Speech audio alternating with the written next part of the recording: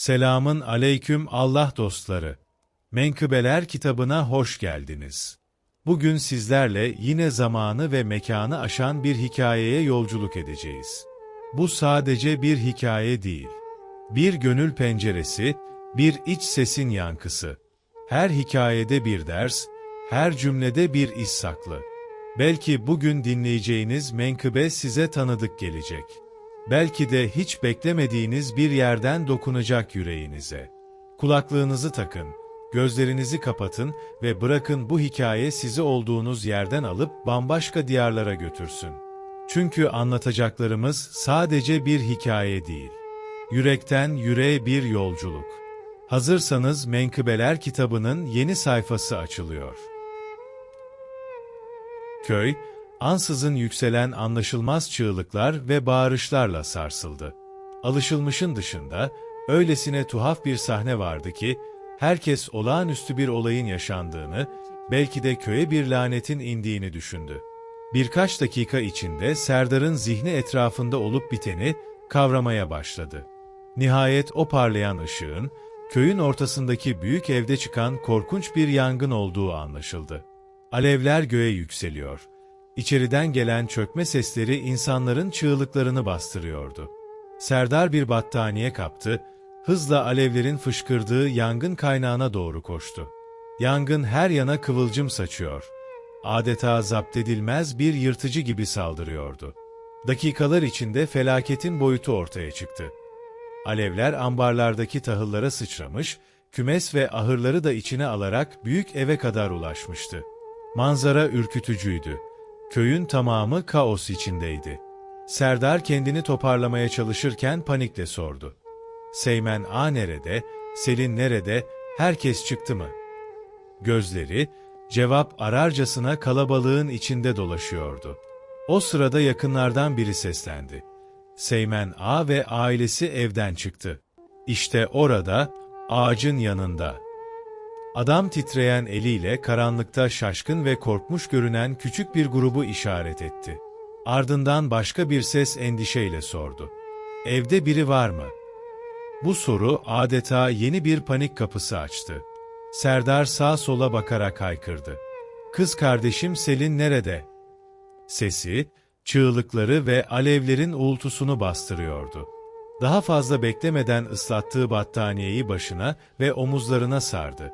Hiç tereddüt etmeden yanmakta olan eve doğru koştu. Selin, Seymen Ağa'nın evinde yaşayan genç kızdı. Bu ev birkaç saat önce köyün en güzel ve en geniş evlerinden biriydi. Ona bir şey olmuş olma ihtimali, Serdar'ın kalbinde evin alevlerinden daha yakıcı bir yangın başlatmıştı. Bazı köylüler, onu bağırarak ve ikaz ederek durdurmaya çalıştı. Ama Serdar sadece aklının ve kalbinin sesini dinledi.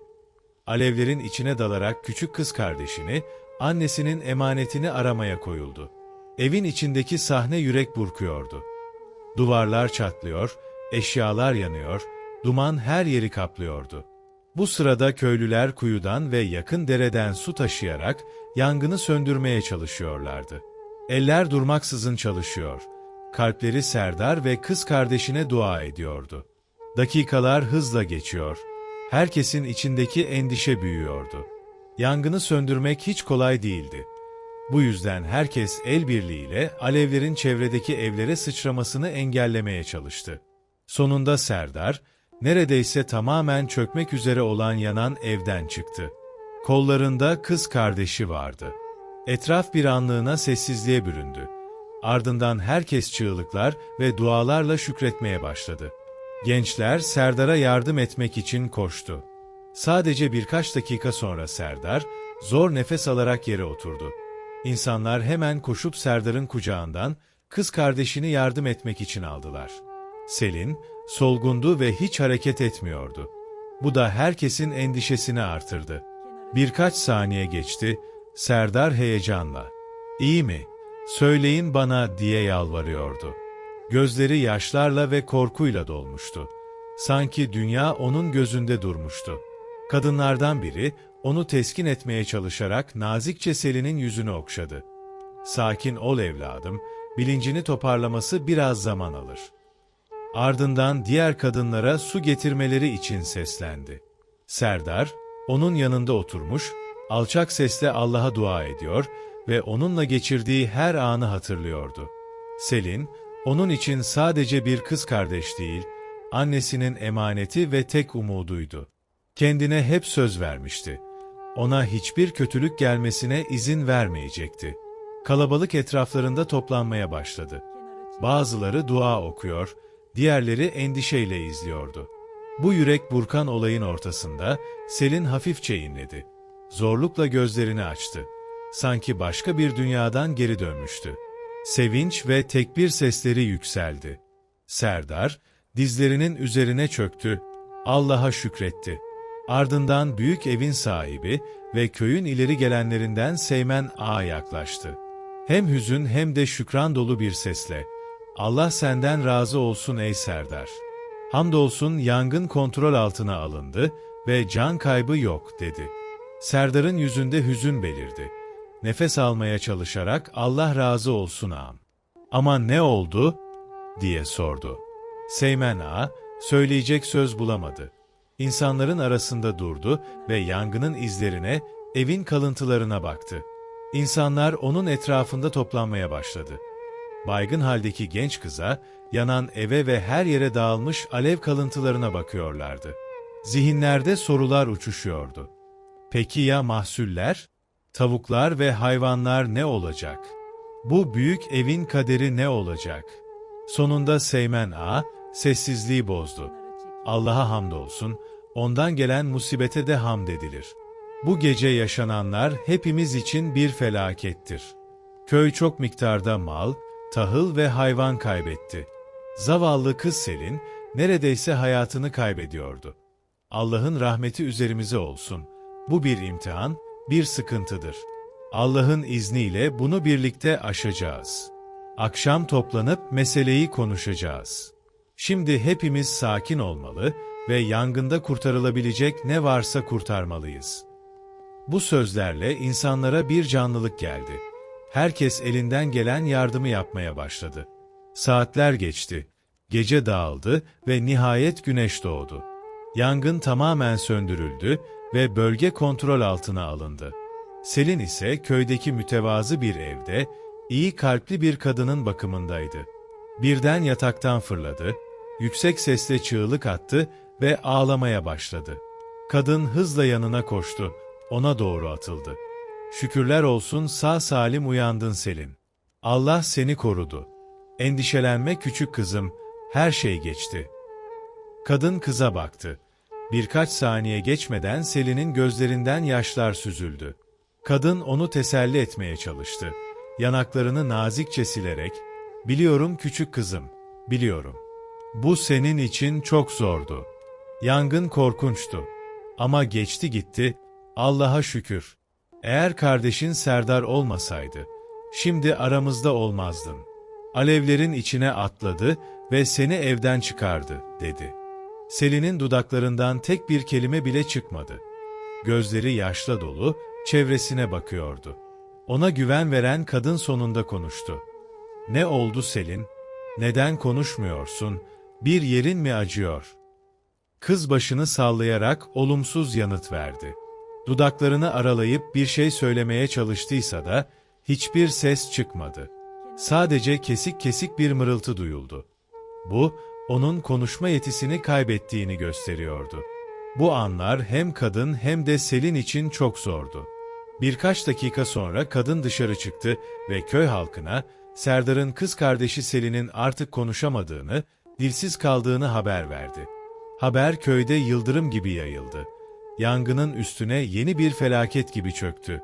Bir saat geçmeden herkes duymuştu. Serdar ve köydeki tüm erkekler de. Akşam olunca köy halkı yangının sonuçlarını ve yapılması gerekenleri konuşmak üzere toplandı. Mahsuller ve maddi kayıplar üzerine tartışmalar yapıldıktan sonra Seymen Ağa hüzünlü bir sesle şöyle dedi: "Her şey Allah'ın izniyle geri döner. Ama insanın içini acıtan, yüreğini parçalayan şey Selin'in sesini kaybettiğini duymak." Oturanlardan biri hemen cevap verdi: "Bugün bizzat gidip muayene ettim. Yangınla yüzleştiği anda yaşadığı korku ve şok nedeniyle sesi kısılmış. Bu geçici bir durum, endişeye gerek yok. Allah'ın izniyle birkaç gün içinde sesi geri dönecek. Bu sözler doktora aitti. Seymen Ağa, topluluğa bakarak şöyle dedi. İnşallah, doktor bey. Selin ve kardeşi Serdar, merhum babalarının emaneti. Selin, hepimiz için önemlidir. O bu köyün neşesi, hepimizin kızı, mutluluğumuzdur. Bu sözler sadece bir övgü ya da iltifat değildi. Herkesin bildiği bir gerçekti. Toplantıdakiler başlarını eğdi, Selin'in kim olduğunu hatırladılar. Bu güzel kız, 4 yaşındayken annesini kaybetmişti. Ardından kısa bir süre sonra, babası Hacı Hayri de ortadan kaybolmuştu. O zaman 7 yaşında olan Serdar ve Selin, köy halkının himayesinde yaşamıştı. Köyün büyüğü olan Seymen Ağa, onların geçimini üstlenmişti. Serdar 10 yaşına geldiğinde kendi ayakları üzerinde durmaya başlamıştı. Genç bir delikanlı olduğunda tekrar babasının evine dönmüştü. Selin ise ağanın evinde kalmaya devam etmiş, ağa onu kendi kızı gibi bağrına basmıştı. Selin sadece bir yetim kız değildi. Köyün gözbebeğiydi. Her gün küçük bir eşek arabasıyla tarlaları dolaşır, yanında yiyecek ve içecek taşırdı. Bunları işçilere ve ağabeyi Serdar'a dağıtırken yumuşak sesiyle şarkılar söylerdi. Büyüdü, güzel ve güçlü bir genç kıza dönüştü. Sesi harikaydı. Tarlaları ve bahçeleri dolaşır, coşkulu şarkılar söyler, işçilere ve çiftçilere güç verir, onları çalışmaya teşvik ederdi. O, köyün gökyüzündeki çiğ damlası, yaz bulutu gibiydi. Ama yangında yaşananlar ve sesini kaybetmesi, herkesin kalbinde bir üzüntü yarattı. Özellikle de kardeşi Serdar'ın kalbinde. Selin hala ağanın himayesinde kalıyordu. Serdar, ziyaretlerini hiç aksatmadı. Her gün Selin'in yanına oturur, onunla konuşur, kalbine güven aşılamaya çalışırdı. Onun eski haline dönmesini umut ederdi. Köyün erkekleri ve kadınları işlerine dönmüş, emek vererek çalışıyorlardı. Ağlayan bakışlar ve hüzünlü gözyaşları her sözden daha anlamlıydı. Köydeki herkes onun acısından bir parçayı kalbinde taşıyordu. Durumu daha da kötüleştiren şey, Selin'in her sabah tekrar eden kabuslarıydı. Bunlar sıradan rüyalar değil, korku ve dehşet dolu kabuslardı. Selin'i titreyerek, ağlayarak uyandırıyor ve bu korku derin bir hüzne dönüşüyordu. Tesellisi olmayan bu hüzün, bedenini zayıflatmış, güzelliğinin ışıltısını söndürmüştü. Artık köylüler Selin hakkında, köy gecelerinde anlatılan hüzünlü bir hikaye gibi konuşuyorlardı. Günler ve aylar geçti. Her geçen gün, ağır bir sessizliği beraberinde getiriyordu. Köyün erkekleri, köy kahvesinde toplandılar. Tarlalar ve bahçelerdeki işlerin konuşulması gerekiyordu. Felaketten sonra işler yeniden canlanmıştı. Ortam gergindi. İnsanlar başta Selin'in adını anmaktan kaçındılar. Ancak toplantının sonunda Seymen Ağa, sessizliği bozdu ve hüzün dolu bir sesle şöyle dedi. Allah bize bu felaketi atlatma gücü verdi. Ama kalplerimiz hala yaralı. Özellikle de köy, Selin'in o güzel sesini özlüyor. Serdar oturduğu yerden. Gerçekten de Selin'in sesiyle birlikte köyün neşesi ve azmi de kayboldu. Doktor bey, kardeşimi iyileştirecek bir yol yok mu? Durumu kötüleşiyor. Ne doğru düzgün yiyor ne de içiyor. Kabuslar da peşini bırakmıyor. Doktor cevap verdi. Maalesef, Selin'in ne yaşadığını tam olarak bilmiyorum. Konuşmaması için hiçbir sebep yok. Yangın onu çok korkutmuş olmalı. Bu sözler, herkes için farklı anlama geliyordu. Kimi cin çarpmış diyor, kimisi babası gibi aklını kaçırmış diyordu. Kimisi de bir hocaya göstermeli diyordu. Tam o anda Serdar, ayağa kalktı ve şöyle dedi. Çevre köylerden bazı kişiler, kötürüm bir adamın yürümeye başladığını söylediler. Herkes ona şaşkınlıkla baktı. Yüzlerinde merak belirdi. Serdar konuşmasına devam etti. Ben de bu kötürüm adam ile görüştüm. Selin'i iyileştirebilecek tek kişinin bu alim olabileceğini söylüyor. Onun buraya yakın Erenler Dağı'nda yaşadığını anlatıyorlar. Sesler yükseldi. Herkes Serdar'a dönüp şaşkınlıkla baktı. Bazıları bu sözleri dilden dile dolaşan efsaneler olarak görüyordu. Diğerleri ise ciddiyetle düşünmeye başlamıştı. Seymen Ağa sakin bir sesle sordu. Ona nasıl ulaşacaksın? Bu adamın kim olduğunu bile bilmiyoruz. Yoksa kız kardeşinle birlikte dağa gidip onu aramayı mı düşünüyorsun? Serdar derin bir nefes aldı ve şöyle dedi. Seymen Ağa, ben o yolu bildiğimi iddia etmiyorum. Duyduklarımın doğru olup olmadığını da bilmiyorum. Ama bir şeyi çok iyi biliyorum. Kız kardeşimin bu şekilde acı çektiğini görürken, öylece duramam dedi. Eğer en ufak bir umut varsa, ne kadar zayıf olursa olsun, ona tutunacağım. Gerekirse her yere giderim. Sessizlik çöktü, ardından yaşlılardan biri konuştu. Evladım, Erenler Dağı sıradan bir yer değildir. Pek çok kişi orada yaşadıkları garip olaylardan bahseder. Eğer gitmekte kararlıysan, dikkatli olmalı ve karşına çıkacak tehlikeleri göze almalısın. Serdar kararlılıkla cevap verdi. Her türlü tehlikeyi göze alırım. Selin benim için sadece bir kardeş değil. O, bu hayatta bana kalan tek şey. Eğer bu alim gerçekten yaşıyorsa, onu bulacağım. Bazı köylüler birbirlerine bakıyor. Bazıları da iki küçük çocuğun kurtlara kuşlara yem olmasından korkuyor. Serdar'ı bu karardan döndürmeye çalışıyorlardı. Sonunda Seymen Ağa konuştu. Gitmeye kararlısın, seni durdurmayacağım Serdar. Ama seni uyarıyorum. Dağa giden yol zorludur. Aradığını bulamayabilirsin. Serdar herkese dönerek şöyle dedi. Ey köy halkı, ömrümü sizinle geçirdim. Sizle büyüdüm. Neden benden bu alimin kim olduğunu saklıyorsunuz? Oturanlardan biri şöyle dedi. Evladım, alim sadece eski bir hikayedir. Köye mal almak için gelen tüccarlardan biri konuşmaya dahil oldu. Otur evladım ve beni iyi dinle, sana bu alimden bahsedeceğim. Tüccar anlatmaya başladı. Bu adam, babası tarafından şehre götürülmüş, çeşitli ilimleri öğrenmiş, genç yaşta hacı olmuş ve aynı zamanda hafızmış. Öğrendiği bilgileri kendi hemşerilerine öğretmek için yıllar sonra köye dönmüş, evlenmiş ve şifalı bitkilerle insanların derdine derman olmaya başlamış. Bitkilerden öyle iyi anlıyormuş ki, bu bilgisini köyündeki insanlara faydalı olmak için kullanmış. Öğretmenlik yapmış. Zamanını çocuklara okuma, yazma ve bazı bilimleri öğretmeye adamış. Gübre üretiminde ve toprağı iyileştirmede ustaymış, çiftçilere ürünlerini katlamada yardımcı olmuş. İşlerini kolaylaştıran bazı cihazlar ve araçlar icat etmiş. Bir gün eşi vefat etmiş ve akli dengesini kaybetmiş. Garip ve tuhaf şeyler söylemeye başlamış. Sonunda aniden ortalıktan kaybolmuş. O günden beri kimse ondan haber alamamış.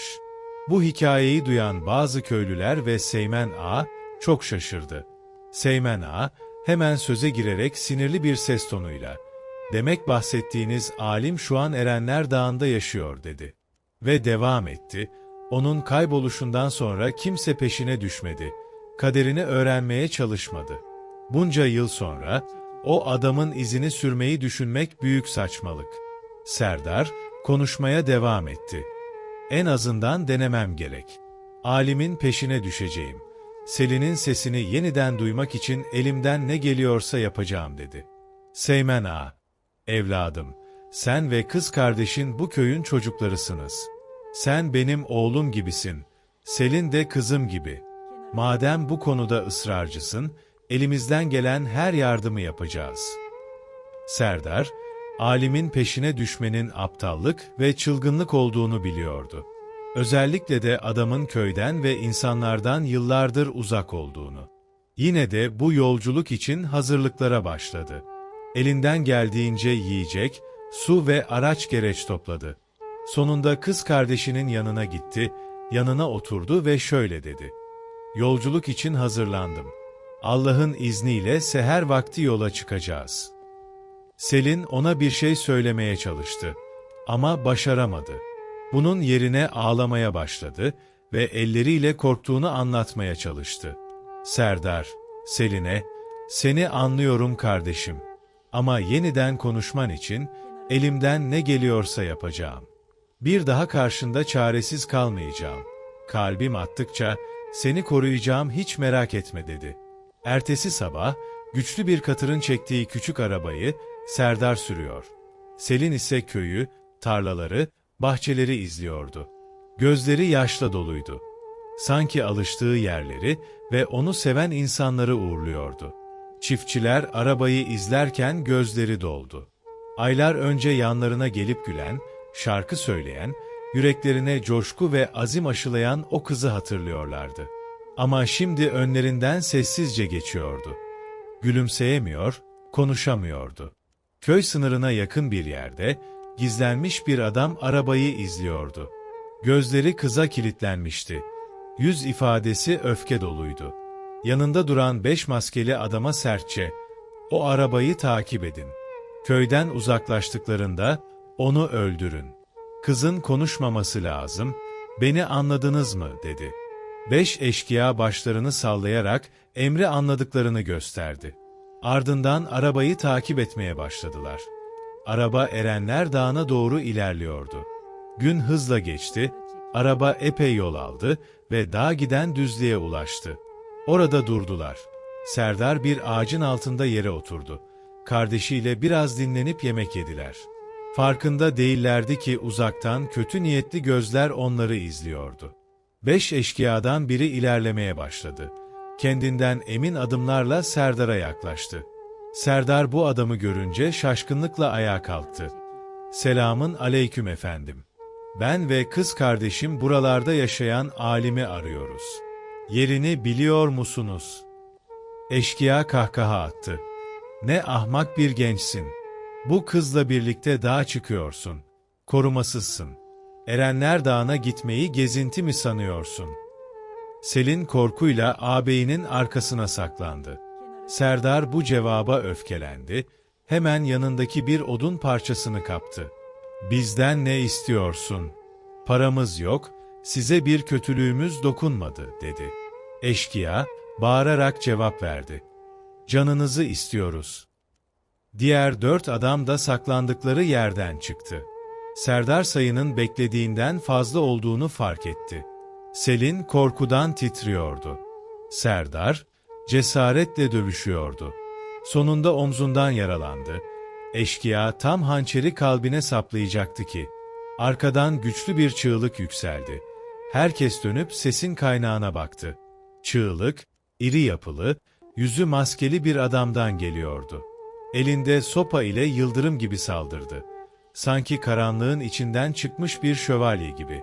Serdar bir an durdu. Şaşkınlıkla bu yabancıya baktı. Nereden geldiği belli olmayan bu adam yardımına koşmuştu. Serdar, hızla şaşkınlığını geride bıraktı ve gizemli yabancıya yardım etti. Sadece birkaç dakika içinde ikisi birlikte saldırganları etkisiz hale getirmişti. Maskeli adam hızla, "Serdar, şu ipleri al ve onları bağla. Gerçeği öğrenmek için sorgulanmaları gerekiyor," dedi. Serdar fazla konuşmadan ipleri aldı, saldırganları bağlamaya başladı. Bu sırada Selin korkuyla yaklaştı. Serdar ona dönerek, "Sakin ol Selin, her şey yolunda," dedi. Ardından maskeli adama dönerek, "Affedersiniz efendim, ama kız kardeşim konuşamıyor. Sesini kaybetti," dedi. Bir süre sustu, sonra ekledi. "Beni adımla çağırdınız. Demek kim olduğumu biliyorsunuz. Siz kimsiniz ve neden bana yardım ediyorsunuz?" Adam gözlerinin içine bakarak, "Elbette seni ve Selin'i tanıyorum. Ama yüzümü açamam. Ta ki tüm gerçeği öğrenene kadar. Bu katiller, köyden ayrıldığın andan itibaren peşindeydiler.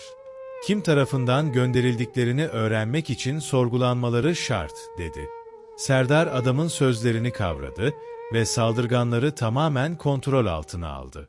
Ardından kız kardeşinin yanına gitti, onu sakinleştirmeye çalıştı. Ama Selin açıkça korku içindeydi. Özellikle de ağabeyinin omzundaki kanlı yarayı görünce. Ağlamaya başladı, telaşla yarayı sarmaya çalıştı. Yabancı adam sessizce yanlarında duruyor, onları izliyordu. Sonunda konuştu. "Burada ne yapıyorsunuz?" Serdar cevap verdi. "Kız kardeşimle birlikte alim adını verdikleri Lokman'ı aramaya geldik. Belki onun sayesinde Selin'in durumuna bir çare buluruz." Yangında sesini kaybetti. Adam sordu. "Neden özellikle Lokman?" Serdar cevapladı. "Son zamanlarda adını sıkça duydum ama kendisini tanımıyorum. Onun bilgili ve usta bir Lokman olduğunu söylüyorlar. Onu tanıyor musunuz?" Adam dedi ki, "Evet, tanıyorum. Hem de düşündüğünden çok daha yakından. Ama şimdi bu katilleri sorgulamalısın." Biri bilincini kazanmaya başladı. Serdar ve yabancı, bilinci yerine gelen eşkıyaya yöneldi. Serdar hançerini göstererek onu tehdit etti. "Gerçeği söylemezsen seni öldürürüm." Adam boyun eğdi. "Lütfen, bana dokunma. Seymen Ağa, seni ve kız kardeşini öldürmemiz için gönderdi." Bu sözler Serdar'ın kulaklarında yıldırım gibi çaktı. Onu ve kız kardeşini büyüten adamın böyle bir plan kurduğuna inanamadı. Öfkeyle bağırdı. "Yalancısın, alçak herif. Böyle bir şey yapmaz." Maskeli adam araya girdi. "Ağzını kapat ve diğer adamı sorgula." Serdar diğer adamın yüzüne su dökerek onu kendine getirdi ve soruyu sordu. Ne yazık ki cevap aynıydı. Gerçek ortaya çıkmıştı. Artık emindi. Seymen Ağa, onu öldürmek için bu planı kurmuştu. Serdar'ın zihninde tek bir soru yankılanıyordu. Neden Seymen Ağa böyle bir şey yapmıştı? Kız kardeşinin yanına oturdu, onu teselli etmeye çalıştı. Selin, gözyaşları içinde uykuya daldığında, Serdar, üstünü nazikçe örttü. Maskeli adam yaklaştı. "Artık gerçeği öğrendin Serdar. Seymen Ağa'nın tüm bu planın arkasında olduğunu anladın. Şimdi sana geçmişte olanları anlatabilirim." Serdar sordu. "Lokman hakkında ne biliyorsun?" Adam karşılık verdi. "Asıl sen onun hakkında ne biliyorsun?" Serdar, alimin aslında bir Lokman olduğunu, öğretmenlik yaptığını, çiftçilere ürünlerini geliştirmede yardımcı olduğunu anlattı. Ayrıca eşinin ölümünden sonra aklını yitirdiğini, tuhaf şeyler söylemeye başladığını ve aniden köyden ayrıldığını, o günden beri kimsenin ondan haber alamadığını söyledi. Adam başını salladı. "Hayır, Lokman kaçmadı. O, Seymen Ağa tarafından mağdur edildi ve evlatlarından ayrı düştü." Serdar şaşkınlıkla dinliyordu. Adam devam etti. "Lokman köyde herkesin sevdiği biriydi. Halk ona Hacı Hayri derdi. Güzel sesli eşinden bir erkek çocuk sahibi oldu. Adını Serdar koydu. Sonra bir kız çocuğu daha oldu. Ona da Selin adını verdi." Serdar sözünü kesti. "Yani sen benim babam mısın?" Adam başını salladı. "Sizler ile birlikte en mutlu ve en şanslı adamlardan biriydim. Ama bu durum uzun sürmedi. Anneniz gizemli bir hastalığa yakalandı. Ben de tedavi için Seymen Ağa'dan borç almak zorunda kaldım. Mahsullerini geliştirmem ve toprağını güçlendirmem karşılığında borç vermeyi kabul etti. Bu adaletsiz teklifi reddetmek istedim. Ama annenizin tedaviye ihtiyacı vardı. Ne yazık ki hastalık çok hızlı ilerledi. Sizleri alıp şehre taşınmaya karar verdim. Çünkü annenizin tedavisi hastanede olmalıydı. Ama Seymen Ağa buna şiddetle karşı çıktı. Şehre gitmemize engel oldu. Bir gece eşyalarımızı topladım. Köyün çıkışında önümüzü kesip borç karşılığında oğlun ve kızını alıyorum dedi. O arbede esnasında sen ve kız kardeşini götürdüler.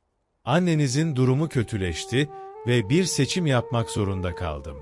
Niyetim annenizi hastaneye yerleştirdikten sonra dönüp sizi geri almaktı. Öyle de yaptım.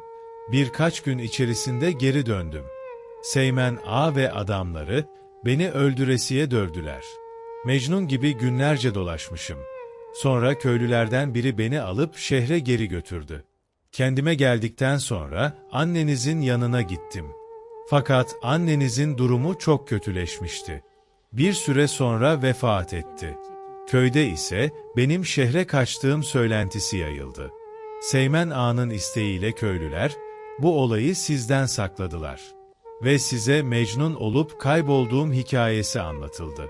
Sizi geri alabilmek için defalarca geldim. En son gelişimde sizi öldüreceğini söyledi. Korktum ve belki sizi görebilirim umudu ile köyde kalmaya karar verdim. Kalacak yerim olmadığı için Erenler Dağı'na yerleştim. Sizi geri alamadığım için beni affet evladım.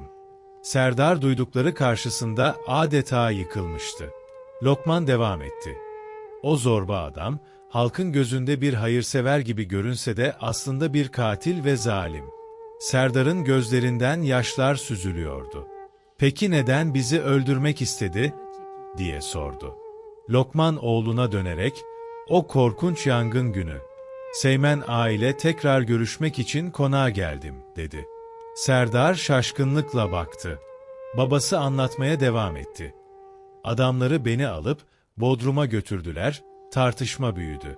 Usulsüzlük yaptığını, jandarmaya gidip tüm bu olanları anlatacağımı söyledim. Bana sen bir delisin, sana kim inanır ki dedi. O esnada dışarıdan bir ses geldi. Biraz dikkatli baktığımda Selin'in bizi dinlediğini gördüm. Seymen Ağa hemen adamları Selin'in peşinden gönderdi. Onları durdurmaya çalıştım ve Selin'e kaçmasını söyledim. Fakat kaçarken gaz lambasını düşürdü. Bir süre sonra yangın çıktı. Beni ve Selin'i bodrum kata kilitleyip çıktılar. Selin'e başıma gelenleri anlattım. Her şeyi öğrendi. Bir şekilde kapıyı açmayı başardım. Bu sefer de üzerimize kalas düştü. Uyandım ve Selin'e seslendim. Hatta onun öldüğünü sandım. Allah'ıma çok şükür senin sesini duydum. Dumanların içinden kardeşini kucaklayıp çıkarttın. Ben de içim rahatlamış biçimde başka bir kaçış noktası buldum. Kimseye görünmeden kaçtım.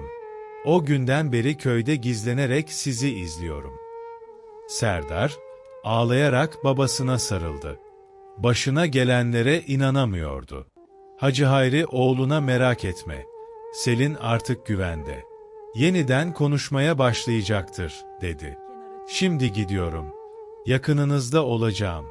Ama sen kız kardeşine her şeyi anlatmalısın. Benim yaşadığımı bilmeli," dedi. Serdar bu olaylara hala inanamıyordu.